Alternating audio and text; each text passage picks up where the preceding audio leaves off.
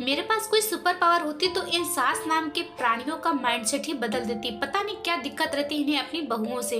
बेटियों के लिए तो सातों सुख चाहिए, लेकिन बहू को चैन से जीने भी नहीं देती। मेरा बस चले तो सास को फिर से बहू बना दूं और उनकी सासू माओं के साथ रहते हुए देखूं, तब देखती हूँ इनकी जुबान कितनी चलती है।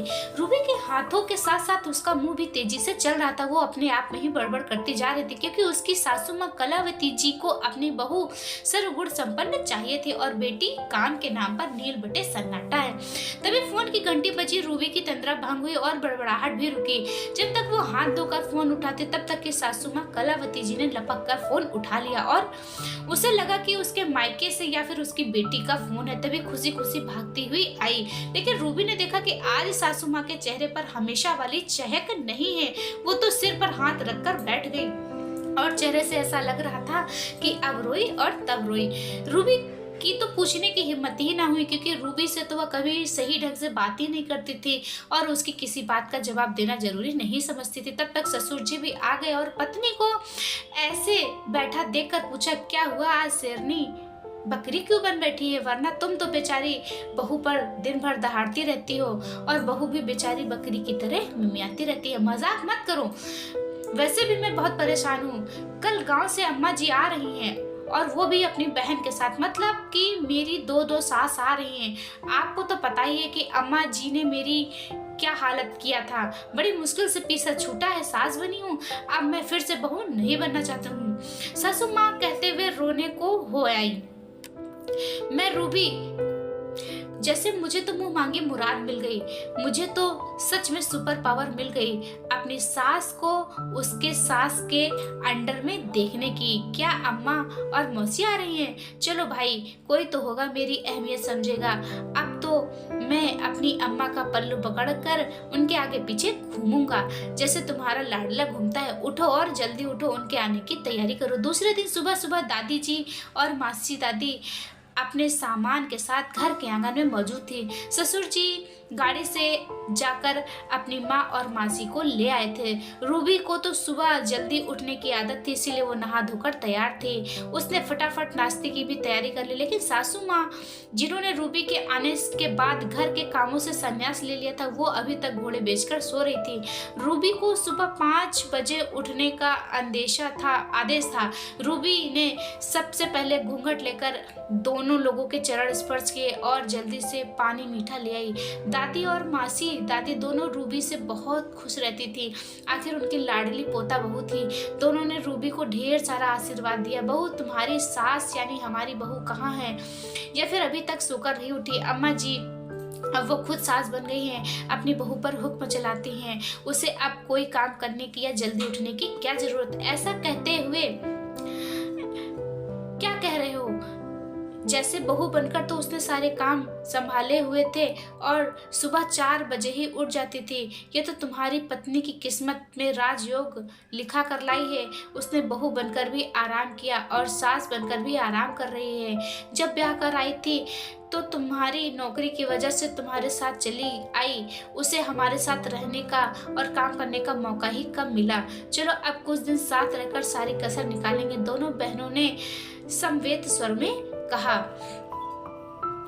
तब तक देखा कि सासू माँ सर पर पल्लू रखे भागती चली आ रही हैं। आज स्लीवलेस गाउन गायब था। आज अपनी दोनों सासों की वजह से साड़ी पहनकर आई थी। पति ने व्यंग में कहा, अरे कलावती, आज तुमने साड़ी पहन ली? तुम तो हमेशा वो स्लीवलेस वाला गाउन पहनती थी। बहू, हद है, तुम बुढ़ापे में स्लीवलेस गाउन पहनती हो और हमारी नई नवेली पोता बहू बेचारी भरी गर्मियों में भारी भरकम साड़ियां पहनती है, सर पर पल्लू भी रखती है। अब जब तक हम यहाँ हैं गाउन दिखनी नहीं चाहिए। आज तक तुम्हारे हाथों का खाना बना बहुत कम ही खाया है। अब जब तक हम लोग यहाँ रहेंगे, खाना नाश्ता सब तुम्हारे हाथों का ही खाएंगे। तुम अपनी बहू पर बहुत हुक्म चलाती हो। अब थोड़ा मौका तो हमें भी अपनी बहू पर हुक्म चलाने का दो। बहू को अपने इशारों पर नाचने का सुख तो हमें भी मिलना चाहिए। दोनों बहनों ने आपस में एक दूसरे का हाथ दबाया। रूबी और ससुर जी की तो मनमानी मुराद पूरी हो गई, क्योंकि सासू माँ ने अपने कारनामों से बहू और पति दोनों के नाक में दम कर रखा था। बहू रूबी को 1 मिनट चैन से बैठने नहीं देती थी। अगर ससुर जी कुछ अपनी बहू के पक्ष में बोल दें तो उनकी शामत आ जाती, और बेटा वो तो माँ भक्त है, जो माँ कहे वही सर माथे पर। रूबी बेचारी को गर्मी लगती तो सूट नहीं पहनने देती और सर पे पल्लू खिसकना नहीं चाहिए। अम्मा सूट और गाउन पहनती, वो भी स्लीवलेस। बहू को हर समय काम पर लगाए रखती थी, कभी 1 मिनट के लिए चैन से बैठने नहीं देती। अब रूबी को देखकर बड़ा सुकून मिल रहा था। दादी सास और मासी दादी दोनों अपनी पोता बहू को पलकों पे बिठा कर रखती, लेकिन अपनी बहू रानी से सारे काम करवाती। उनके सामने उनकी बोलती बंद रहती। अपनी माँ और मासी माँ के सामने ससुर जी के भी भाव बढ़ गए। वो भी गिन गिन कर अपनी पत्नी से बदले ले रहे थे।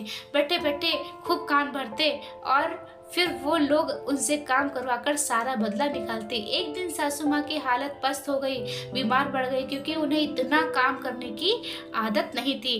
तब दादी जी आकर उनके पास बैठ गई और बोली, तुमने कभी बहू का दर्द नहीं समझा, इसीलिए तुम्हें सबक सिखाने यहाँ आना पड़ा। हमारे बेटे ने फोन पर तुम्हारा हाल बताया हमें कि तुम किस तरह हमारी पोता बहू को परेशान करती हो। बहू जिस तरह हमें अपनी बेटियों के लिए सारे सुख चाहिए, उसी तरह बहू भी तो किसी की बेटी है। उसके माता पिता ने कितने अरमानों से उन्हें ससुराल भेजा है कि वो भी सुख की हकदार है।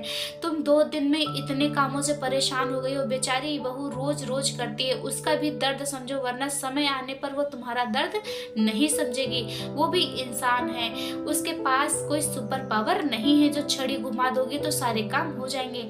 दोनों एक दूसरे का दर्द समझोगे तभी साथ में रह पाओगे, वरना वो कभी नहीं सहेगी। माँ जी, मुझे अपनी गलती का एहसास हो गया। मैं समझ गई हूँ बहू कोई सुपर वुमेन नहीं है, वह भी कभी थकती है।